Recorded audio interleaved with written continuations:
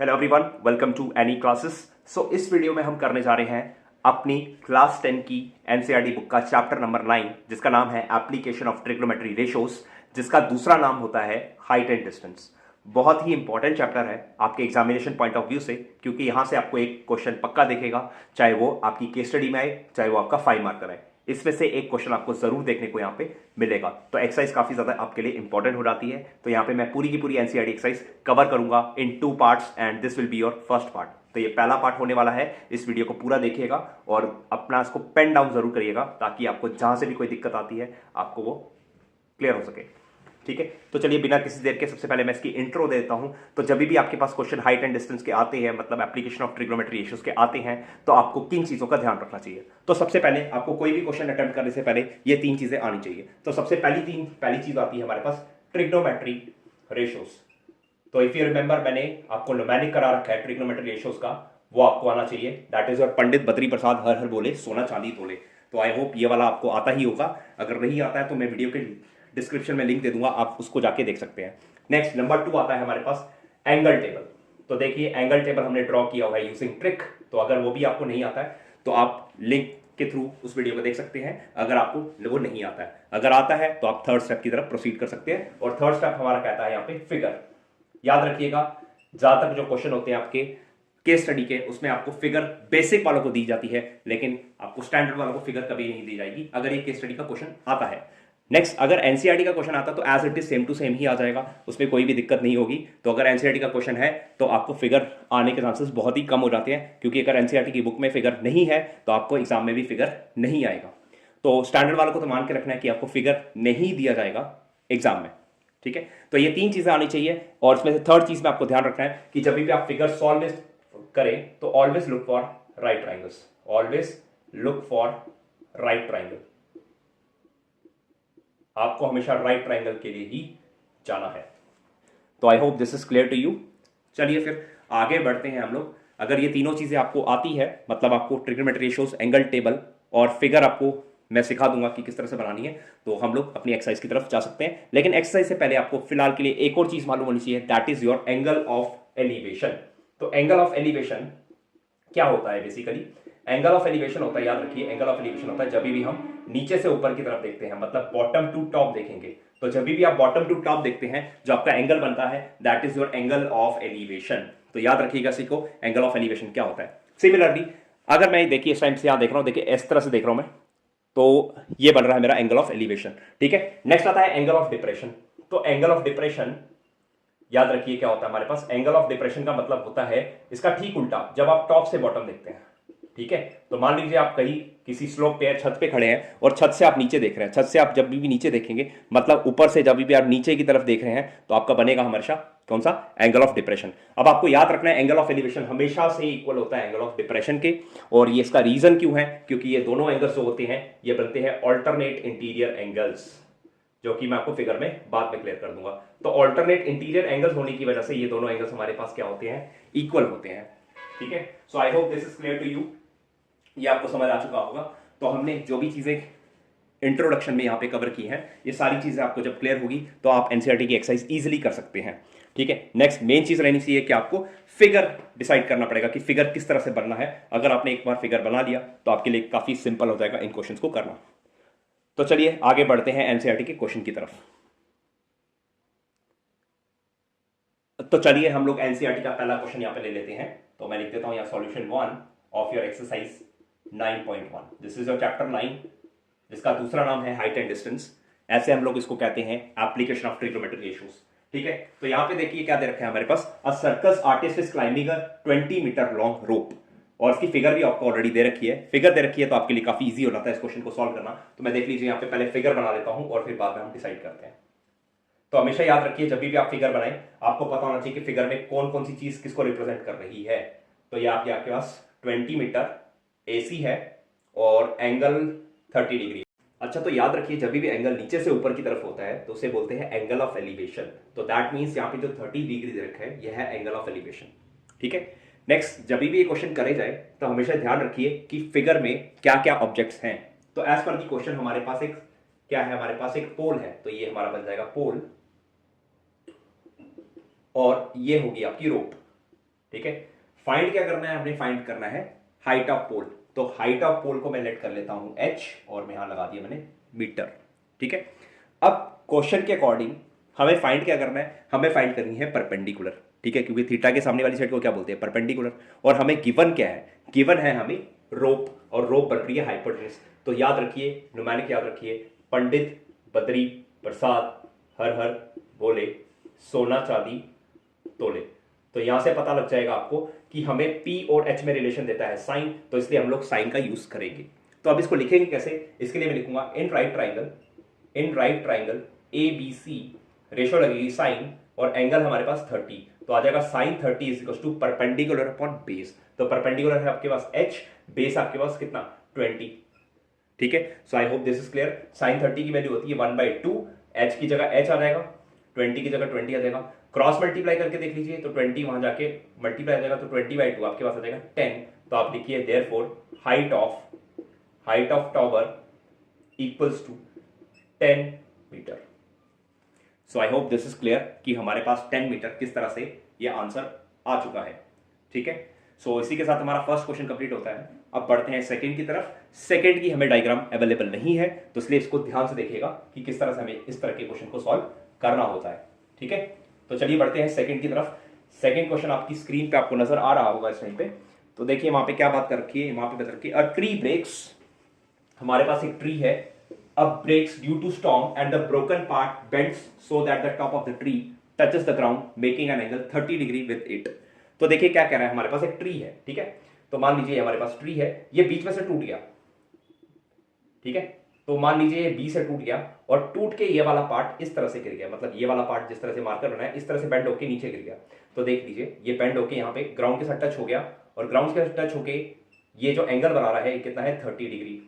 ठीक है, तो फिर से बता रहा हूं मैं, इस क्वेश्चन में हमारे पास ट्री कौन सा है, ट्री है AC, टूटा कहां से, बी से, और घिरा कैसे, ये AB जो है यही गिर के BD बन गया। ठीक है, नेक्स्ट हमारे पास कहता है the distance between the foot of the tree, tree का फुट रहा C, और C से डिस्टेंस उस पॉइंट का जहां पे where the top touches the ground, touch कहां कर रहा है, टॉप D पे कर रहा है, इसकी वैल्यू रखी है 8 मीटर। ठीक है, और फाइंड करने के लिए बोलता है हमें find the height of the tree. ठीक है, आप याद रखिए ट्री तो हमारे पास AC है, तो मतलब हमें AC की वैल्यू फाइंड आउट करनी है। अब AC की वैल्यू फाइंड आउट करने के लिए आपको क्या क्या पता होना चाहिए, आपको BC पता होना चाहिए और आपको AB पता होना चाहिए। तो सबसे पहले मैं BC फाइंड आउट करूंगा। ठीक है, तो अब BC फाइंड आउट करनी है। BC क्या बन रही है, BC बन रही है परपेंडिकुलर, और ये है हमारे पास बेस। तो P और B में कौन देता है रिलेशन, वो हम लोग अप्लाई कर लेंगे। तो उसके लिए हम लगाना पड़ेगा tan, तो इन राइट ट्राइंगल BCD। ठीक है, लगाऊंगा मैं tan, एंगल हमारे पास 30 है, तो tan 30 इक्वल्स टू क्या हो जाएगा हमारे पास, परपेंडिकुलर अपॉन बेस। तो परपेंडिकुलर देख लीजिए क्या है BC, और बेस के आपके पास CD। तो CD की जगह आप 8 पुट कर सकते हैं यहाँ पे। tan 30 होता है हमारे पास कितना, 1/√3। तो मैंने पुट कर लीजिए, यहाँ पे आएगा BC अपॉन 8। तो दैट मीन्स हमारे पास वैल्यू हो जाएगी, क्रॉस मल्टीप्लाई करके देख लीजिए, मिल जाएगा 8/√3 मीटर इक्वल्स टू BC। ठीक है, तो BC की वैल्यू हमें मिल चुकी है 8/√3 मीटर। नेक्स्ट हमें फाइंड आउट करना है, आप क्या, हमें चाहिए AB। अब क्योंकि AB हम लोग डायरेक्टली फाइंड आउट नहीं कर सकते, लेकिन AB ही BD बना हुआ है, तो हम लोग BD निकालेंगे, जो ही BD की वैल्यू आएगी वही AB बनेगा। ठीक है, आप में से काफी लोग रैशनलाइज यहीं कर लेते हैं, तो अगर आप रैशनलाइज यहां पे भी कर देते हैं दैट इज ऑल्सो करेक्ट।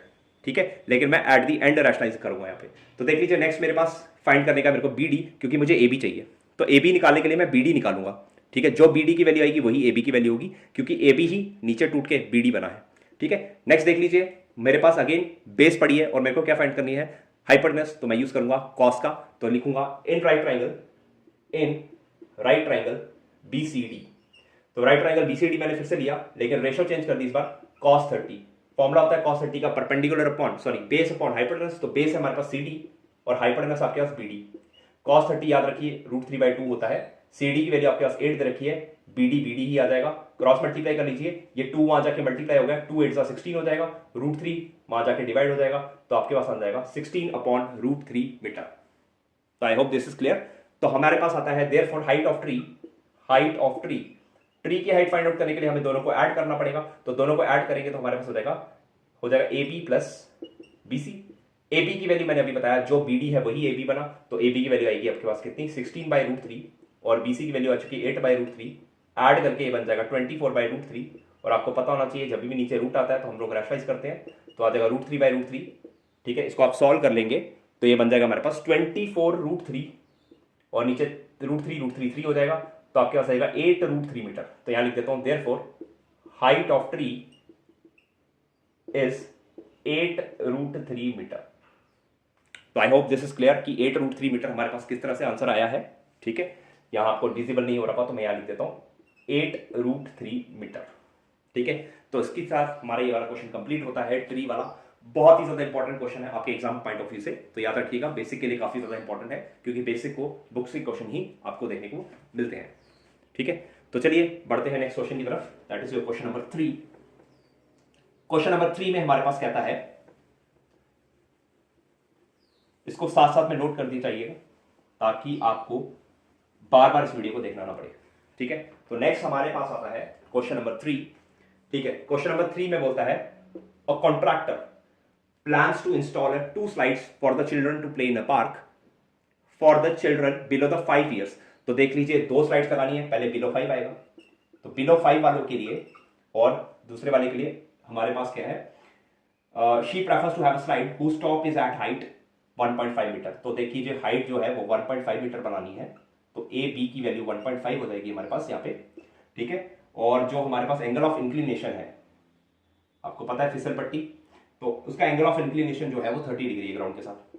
ठीक है, तो आपको क्या करना है, स्लाइड फाइंड आउट करनी है। तो स्लाइड तो है हमारे पास एसी आपको फाइंड आउट करनी है। ठीक है, और एल्डर चिल्ड्रन के लिए जो उसने स्लाइड लगाई है, एल्डर चिल्ड्रन के लिए उस स्लाइड की हाइट कितनी होगी हमारे पास, उस स्लाइड की हाइट है हमारे पास 3 मीटर, और उसका एंगल ऑफ इंक्लिनेशन कितना है हमारे पास, एंगल ऑफ इंक्लिनेशन उसका 60 डिग्री।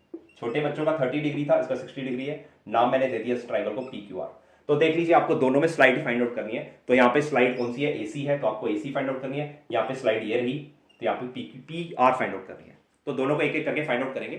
गिवन हमारे पास पहले फर्स्ट कंडीशन में देखता हूं, गिवन क्या हमारे पास, गिवन देख लीजिए परपेंडिकुलर निकालना हाइपोटेनस है, तो P और H में रिलेशन हमारा कौन देता है, P और H में रिलेशन देता है साइन, तो इसलिए मैं साइन अप्लाई करूंगा। तो लिखूंगा इन राइट ट्राइंगल ABC आ जाएगा साइन, एंगल आ जाएगा 30, sine 30 equals to perpendicular upon hypotenuse, hypotenuse AC है, वैल्यू पुट कर लीजिए साइन 30 1/2, तो आपके पास AB की वैल्यू हो जाएगी 1.5, AC की जगह AC ही आएगा, तो क्रॉस मल्टीप्लाई कर लोगे तो AC की वैल्यू आ जाएगी आपके पास कितना 1.5 × 2 जो कि हो जाएगा 3 मीटर। तो इसका मतलब छोटे बच्चों के लिए जो स्लाइड लगेगी उसकी वैल्यू आनी चाहिए हमारे पास कितनी, 3 मीटर। ठीक है, तो ये हमारा पहला सॉल्व हो चुका है। नेक्स्ट सॉल्व करते हैं ये वाला। तो यहाँ पे देख लीजिए अगेन P दे रखा है, H फाइंड आउट करना है, तो हम लोग फिर से अप्लाई करेंगे साइन, तो लेकिन आ जाएगा इन राइट ट्राइंगल का नाम चेंज हो चुका है, PQR आएगा, एंगल हो जाएगा साइन 60 इक्वल्स टू परपेंडिकुलर है PQ अपॉन बेस हमारे पास क्या है, सॉरी परपेंडिकुलर अपॉन हाइपोटेनस होते हैं, हाइपोटेनस कितना है PR, साइन 60 होता है √3/2, PQ की वैल्यू 3 और हाइपोटेनस की वैल्यू PR है, तो PR ही रहेगा, तो आपके पास आ जाएगा आंसर 6/√3। क्योंकि नीचे रूट आया है तो आपको रैशनलाइज करना पड़ेगा, तो रैशनलाइज करने के लिए √3 से मल्टीप्लाई और √3 से डिवाइड, तो आपका आंसर बन जाएगा 6√3/3, जिसको कट करके आपके पास आएगा 2√3 मीटर। ठीक है, तो यहां पे लिख देता हूं therefore length of slides for below 5 years कितनी आ रही है, इज 3 मीटर, एंड अडल्ट के लिए कितनी आ रही है, एल्डर चिल्ड्रन के लिए कितनी आ रही है, एल्डर चिल्ड्रन के लिए आ गई इज 2√3 मीटर। तो इसी के साथ ये वाला क्वेश्चन भी हमारा कंप्लीट होता है। I hope this is clear कि हम लोग किस तरह से हम लोग साइन क्यों अप्लाई कर रहे हैं, क्यों हम tan अप्लाई कर रहे हैं, या फिर हम क्यों कॉस ले रहे हैं। I hope this is clear to you कि हम एज पर द नीड जो भी हमें रेशियो रिक्वायरमेंट है हम उसके अकॉर्डिंग ही यूज कर रहे हैं। तो चलिए बढ़ते हैं नेक्स्ट क्वेश्चन की तरफ, जो कि हमारा पास क्वेश्चन नंबर 4। ठीक है, तो ये था हमारा क्वेश्चन नंबर 3। अब नेक्स्ट क्वेश्चन नंबर 4 की तरफ बढ़ेंगे। इसको साथ में नोट करते जाइएगा ताकि आपके नोट्स भी प्रिपेयर हो सके और आपको बार बार ये वीडियो ना देखना पड़े। ठीक है, तो नेक्स्ट हमारे पास आता है क्वेश्चन नंबर 4।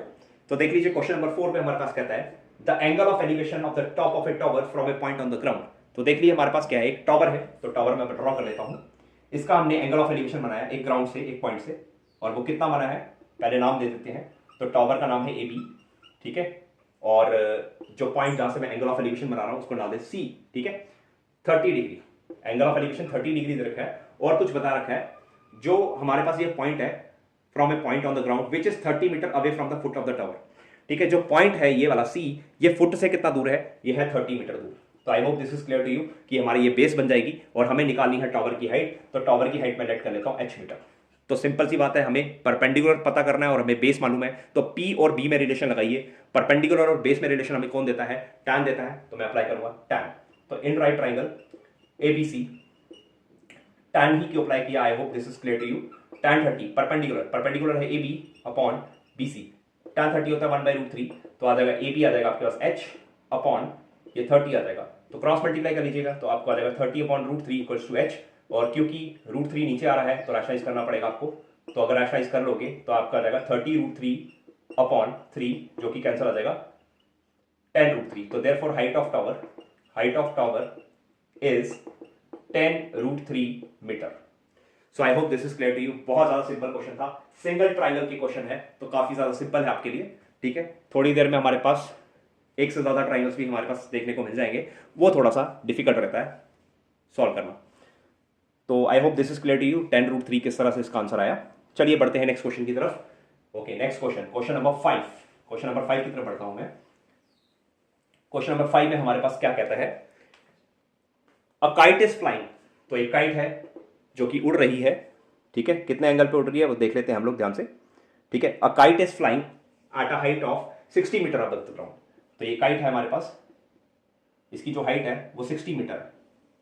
ठीक है, तो ए बी की वैल्यू रखिए 60 मीटर। हाइट क्योंकि हमेशा परपेंडिकुलर होती है, याद रखिएगा। ठीक है, नेक्स्ट हमने क्या किया? The string attached to the kite temporary tied to a point on the ground. तो उसके साथ जो स्ट्रिंग बंधी हुई है वो हमने क्या कर दी? ग्राउंड के साथ बांध दी। ठीक है, और ऐसा करने से हमारा जो एंगल ऑफ एलिवेशन है, ठीक है, एंगल ऑफ इंक्लिनेशन या एंगल ऑफ एलिवेशन बोलो, 60 डिग्री है। आपको फाइंड करनी है length of string find out करनी है। तो यहाँ पे स्ट्रिंग आपकी देख लीजिए, सबको पहले पता होनी चाहिए स्ट्रिंग हमारे पास AC है। तो आपको हाइपोटेनस फाइंड आउट करनी है और आपको पता बेस है। तो दैट मींस हमें वो वाला रेशो चाहिए जिसमें P और H आता है। तो P और H हमारे पास किस में आता है? साइन में आता है। तो हम साइन ही यूज करेंगे। एक चीज नोटिस करिएगा, always use only these 3 ratios. हमेशा साइन कॉस टैन ही यूज कीजिए। इन तीनों से ही आपके सारे क्वेश्चन सॉल्व हो जाएंगे। ठीक है, बाकी इसके अलावा कोई और यूज करने की जरूरत आपको नहीं पड़नी चाहिए। तो हम लोग यहाँ पे साइन यूज करेंगे क्योंकि मेरे पास रिलेशन चाहिए P और H में। तो लिखूंगा मैं इन राइट ट्राइंगल ABC आ जाएगा हमारे पास sin 60 equals to perpendicular that is your AB upon base sorry hypotenuse that is your AC। तो AB की जगह आ जाएगा 60 और AC की जगह आएगा आपके पास कितना? AC ही आ जाएगा। sin 60 आपको पता होना चाहिए √3/2 होता है। तो क्रॉस मल्टीप्लाई कर लीजिए, आपके पास आ जाएगा ये कितना? 120 अपॉन √3। और क्योंकि नीचे √3 आया तो रैशनलाइज करना पड़ेगा। तो आ जाएगा आपके पास 120 √3 अपॉन 3 कैंसिल करके आ जाएगा 40 √3। तो AC की वैल्यू आ चुकी है 40 √3 मीटर। तो देयरफॉर लेंथ ऑफ स्ट्रिंग हो जाएगी हमारे पास कितनी? Is 40 √3 metre. So I hope this is clear to you कि किस तरह से हमारे पास 40 √3 यहां पे आंसर देखने को हमें मिला है।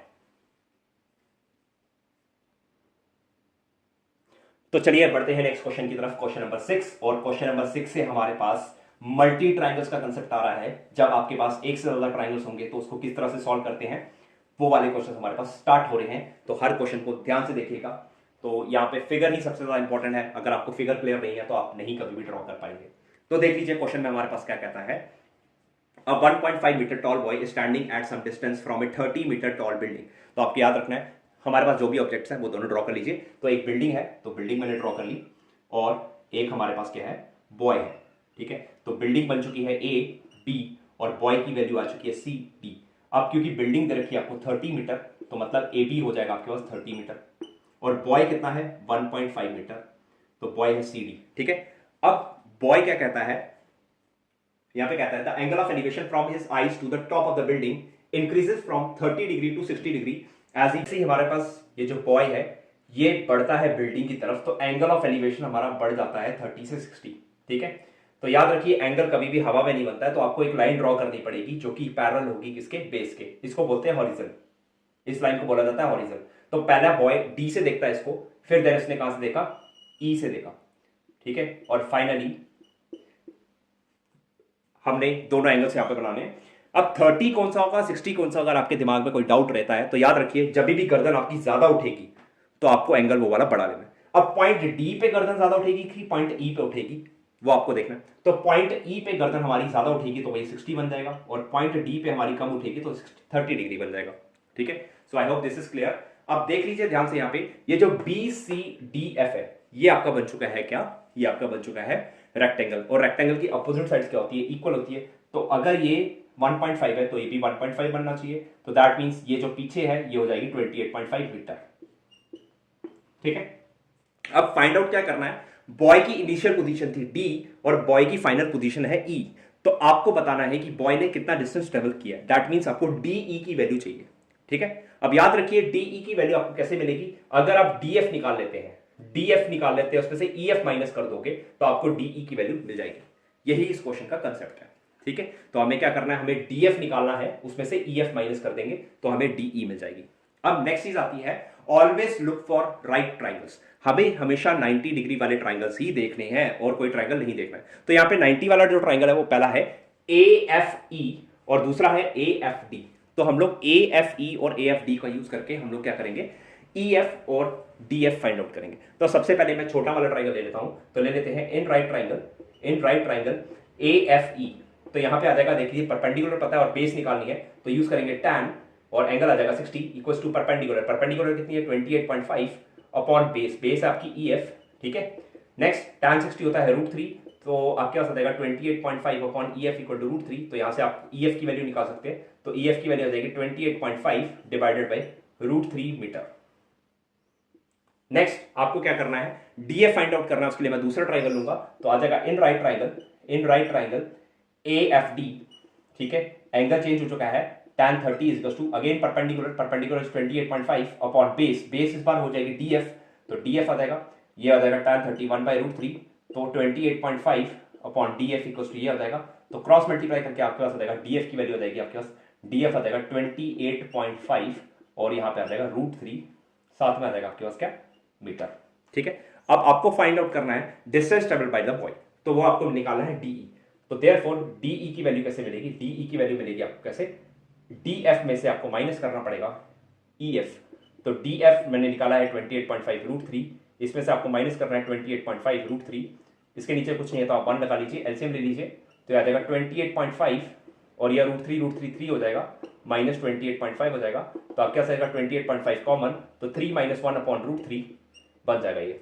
ठीक है, नेक्स्ट आपको जैसा कैलकुलेशन आता है वैसे कैलकुलेशन कर सकते हैं। तो ये बनेगा आपको 28.5 इंटू 2 अपॉन √3, जो कि आ जाएगा 28.5 इंटू 2 आपके 57 बाई √3 हो जाएगा। और क्योंकि आपके पास डिनोमिनेटर पे रूट आ रहा है तो आपको करनी पड़ेगी रैशनलाइजिंग, तो ये बन जाएगा आपके पास इक्वल्स टू 57 √3 इंटू √3 तो ये जाएगा 57 √3 अपॉन 3, तो हो जाएगा आपके पास 19। तो this implies DE equal to क्या हो जाएगा हमारे पास 19 √3। तो distance travelled by boy equals to 19 √3 metre. So इसी के साथ ये वाला क्वेश्चन हमारा एंड अप होता है।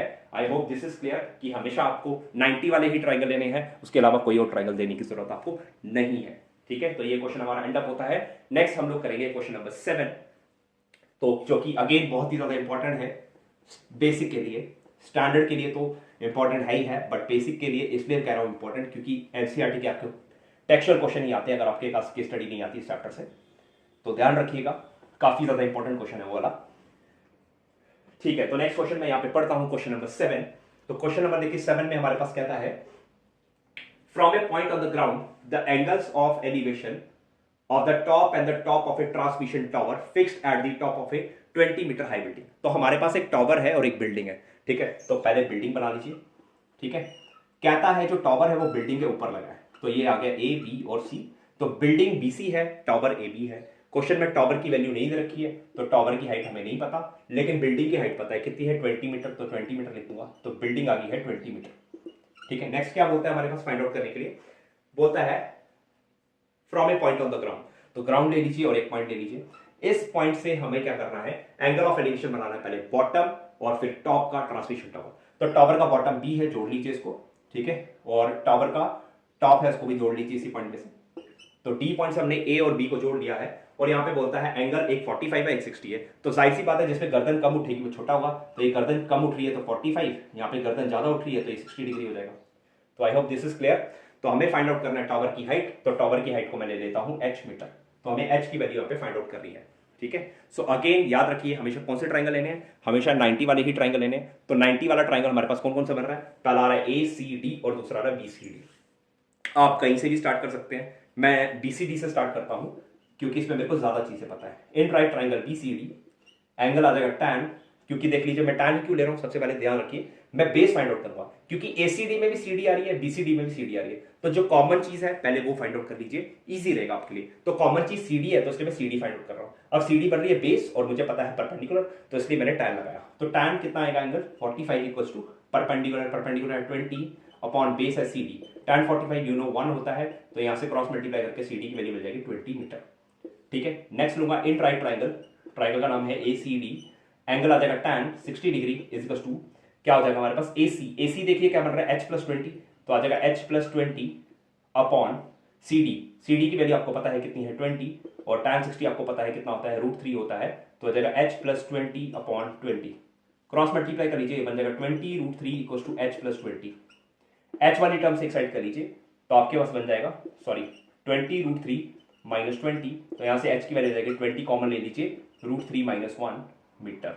तो देयरफॉर हाइट ऑफ टावर हमारे पास आ जाएगी 20 ब्रैकेट में आएगा √3 - 1 metre. So I hope this is clear to you कि किस तरह से हमने टावर की हाइट यहाँ पे निकाली है, जो कि हो जाएगी 20 √3 - 1 मीटर। ठीक है, तो पढ़ते हैं इस वीडियो के लास्ट क्वेश्चन में, क्योंकि मैं इसमें 8 ही क्वेश्चन सॉल्व करूंगा, बाकी क्वेश्चन मैं नेक्स्ट वीडियो में सॉल्व करूंगा, क्योंकि वीडियो ऑलरेडी बहुत ही लेंथी हो चुका है। ठीक है, तो लेते हैं नेक्स्ट क्वेश्चन नंबर 8। फिगर इसकी एग्जैक्टली सेम बनेगी, तो मैं फिगर को रब नहीं कर रहा हूं, बस यहाँ पे वैल्यूज में सारी की सारी चेंज कर दूंगा। ठीक है, चलिए पढ़ते हैं नेक्स्ट क्वेश्चन की तरफ, क्या बोलता है हमारे पास। अगेन एन इंपॉर्टेंट वन, ध्यान रखिए यहाँ पे भी। चलो रब ही कर देता हूं मैं, फिगर न्यू बना रही हूँ। ठीक है, फिर से तो देख लीजिए 8th क्वेश्चन में कहता है a statue 1.6 metre tall stands on the top of a pedestal. तो याद रखिए स्टैचू जो है वो किस पे खड़ा है, पेडिस्टल पे खड़ा है, तो पेडिस्टल मैंने बना दिया और ऊपर बना दिया स्टैचू, तो स्टैचू बन गया AB और पेडिस्टल आ गया BC। इस बार स्टैचू की वैल्यू पता है तो 1.6 मीटर रख लिया, पेडिस्टल की वैल्यू नहीं पता तो उसको रहने दे दिया, और पेडिस्टल ही फाइंड करना है, मैंने लास्ट में भी पढ़ लिया, तो h मीटर डाल देंगे इसको। ठीक है, बोलता है from a point on the ground, तो ग्राउंड पे एक पॉइंट ले लेना है, हमने ले लिया D ले लेते हैं नाम। सबसे पहले बोलता है the angle of elevation of the top of the statue, statue का टॉप जोड़ लिया। नेक्स्ट क्या बोलता है from the same point the angle of elevation of the top of the pedestal, pedestal का टॉप B है उसको भी जोड़ लिया, तो एक एंगल 45 है एक 60 है, तो याद रखिए छोटा वाला 45 होगा क्योंकि इसमें गर्दन कम उठ रही है, बड़ा वाला 60 हो जाएगा क्योंकि इसमें गर्दन ज्यादा उठ रही है। ठीक है, so I hope this is clear. तो हमें अगेन इस बार BC की वैल्यू फाइंड आउट करनी है, तो हम लोग क्या करेंगे फिर से CD का यूज करेंगे, क्योंकि CD जो है वो दोनों राइट ट्राइंगल्स में कॉमन आ रही है। 90 वाले ट्राइंगल यहाँ पे बात करी जाए तो पहला आ रहा है ACD, दूसरा आ रहा है BCD, तो सबसे पहले कोई भी ट्राइंगल लीजिए, तो मैं लेता हूँ छोटा वाला इन ट्राइंगल BCD, एंगल आएगा tan 45 equals to perpendicular, perpendicular है H, बेस है आपका CD, तो आपको पता होना चाहिए tan 45 1 होता है, यहाँ CD की वैल्यू हो जाएगी H मीटर। नेक्स्ट लेंगे in right triangle ACD, angle आ जाएगा tan 60 equals to perpendicular, perpendicular 1.6 plus H upon base, base CD है, CD मैंने निकाल चुका है कितना है H आएगा, तो tan 60 होता है √3, तो आपके पास आ जाएगा 1.6 plus H upon H equal to √3, तो यहाँ पे क्रॉस मल्टीप्लाई कर लीजिए तो हो जाएगा √3H equal to 1.6 plus H, तो ये H वाली एक साइड कर लीजिए, √3H minus H equal to 1.6, H common ले लिया तो आ जाएगा √3 - 1 1.6, और क्योंकि यहाँ पे मल्टीप्लाई हो रहा है वहां जाके क्या हो जाएगा divide. And you know very well जब भी हमारे पास क्या होता है डिनोमिनेटर में रूट होता है तो रैशनलाइज करते हैं, तो आपको लेना पड़ेगा √3 + 1, और ये भी आ जाएगा √3 + 1। थोड़ा सा शॉर्ट करूंगा तो ये आपको पता है ये बन जाएगा a² - b² नीचे, ठीक है, जिसको माइनस करके आप कर सकते हैं 3 - 1 जो कि हो जाएगा 2, तो यहाँ से 2 से काटोगे तो 0.8 मिल जाएगा, तो h आ जाएगा 0.8 √3 + 1 मीटर। तो देयरफॉर हाइट ऑफ पेडेस्टल हमारे पास आ जाएगी 0.8 √3 + 1 मीटर। ठीक है, तो इसी के साथ ये वाला क्वेश्चन भी हमारा एंड अप होता है। I hope this is clear to you. ठीक है, अगर किसी भी क्वेश्चन में आपको फिर भी कोई प्रॉब्लम है आप कमेंट सेक्शन में लिख सकते हैं, मैं कोशिश करूंगा दोबारा से उसको एक्सप्लेन करने की। जैसे कि मैंने आपको बताया कि ये सारे क्वेश्चंस आपको तभी आएंगे जब आपको न्यूमेरिक पता होगा, दूसरा आपको ट्रिग्नोमेट्री रेशियो टेबल पता होगा। इन दोनों का लिंक ऑलरेडी मैंने डिस्क्रिप्शन में दे दिया है, आप दोनों वीडियोस को जाके देख सकते हैं और अपना कंसेप्ट मैप जो है जरूर पढ़िएगा, उसका भी लिंक मैंने वीडियो के डिस्क्रिप्शन में डाल चुका है। So I hope you like this video. तो इस वीडियो को मैक्सिमम से मैक्सिमम अपने फ्रेंड्स के साथ शेयर कीजिए ताकि मुझे भी थोड़ी मोटिवेशन मिले। और ऐसी और मज़ेदार वीडियोस पाने के लिए आप चैनल को सब्सक्राइब कर सकते हैं, क्योंकि आपके लिए आगे भी और ऐसी ही वीडियोस आती रहेगी। रही बात क्वेश्चन नंबर 9 से क्वेश्चन नंबर 15, तो उसका भी पार्ट 2 आपको जल्द ही अपलोड हो जाएगा चैनल पे। तो आप फिलहाल के लिए इसको पेन डाउन कर लीजिए, तो वो भी आपको विद इन द 24 आवर्स आपको वो भी मिल जाएगा। सो इसी के साथ इस वीडियो को मैं एंड अप करता हूँ। तो thanks for watching and have a good day. Thank you all.